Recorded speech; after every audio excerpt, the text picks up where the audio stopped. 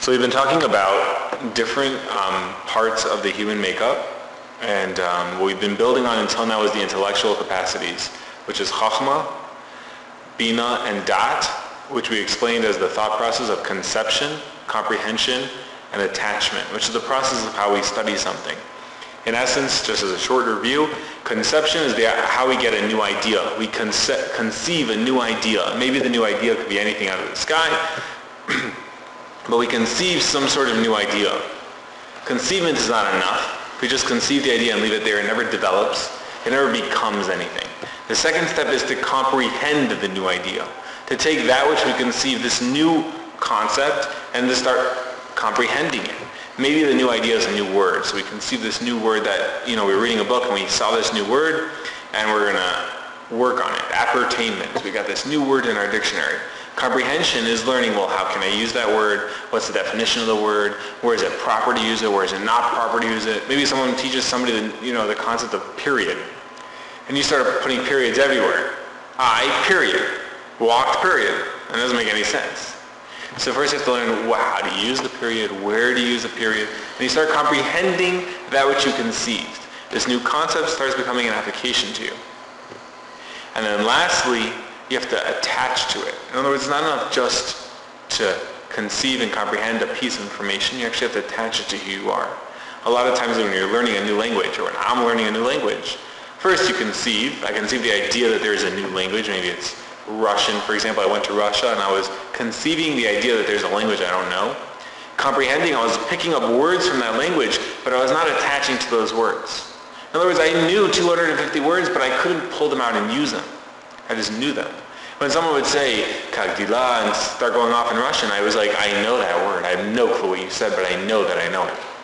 And I couldn't apply it to know what the person was saying. So I have to attach to what I just comprehended to be able to understand what they were saying. And then there's deeper levels of attachment where I start thinking in the other language. They say when you finally start thinking in that language, you actually know the language. An example of this would be is that there was a professor in a school that was teaching ethics and teaching mathematics. And one day they caught the professor doing something that was very unethical. And the student asked the teacher, they said, "You're an ethics teacher. How could you do something that's unethical?" The teacher says, "I'm also a mathematics teacher, and I can do things that are non-mathematical. It's not like I'm not an equation, and I'm not an ethical person. There are things I teach." And the issue there is that the teacher is not attaching to what they're learning. They've got the conceivement of the ideas, they got the comprehension of the ideas, but they don't have the attachment to the teaching. And there's also a difference between Torah and a lot of other knowledges. A lot of other knowledges are meant to be comprehended and not attached to. Torah is something that's meant to be comprehended and then attached to. It's not enough just to comprehend Torah. One has to attach, unite, and bond with Torah, to unify with the Torah.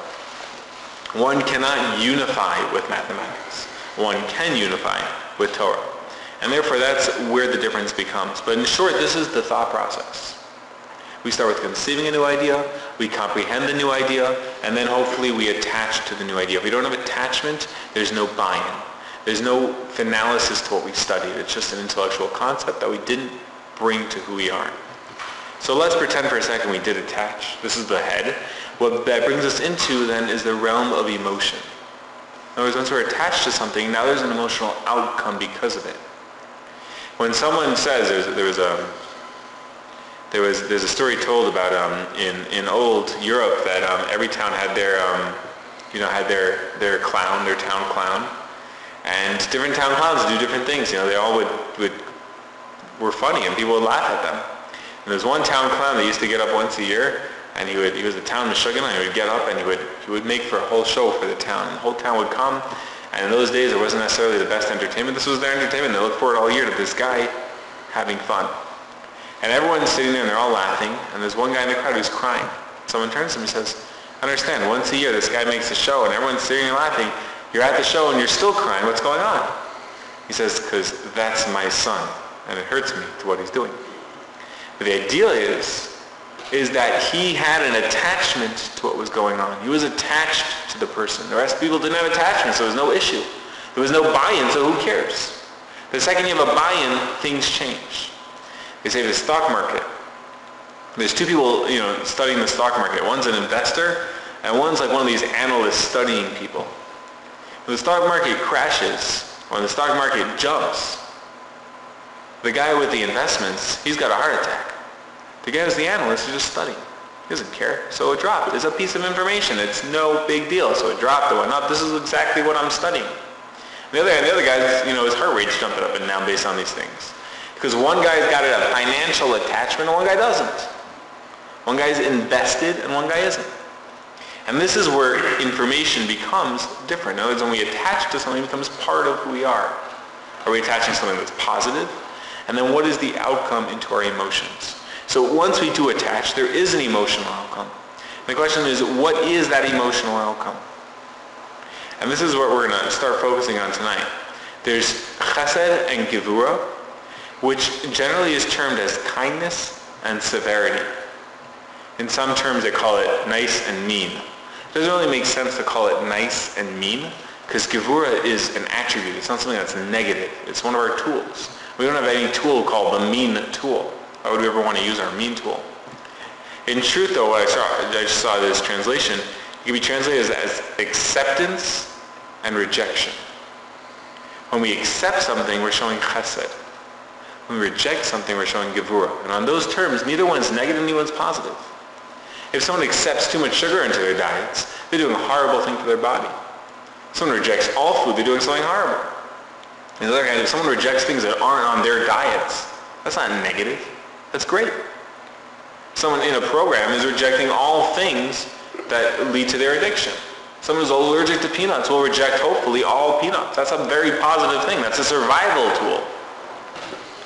So looking at it from that aspect, you have two strong positive tools that can be accessed. One is acceptance. We accept in the right format, and we reject in the right format.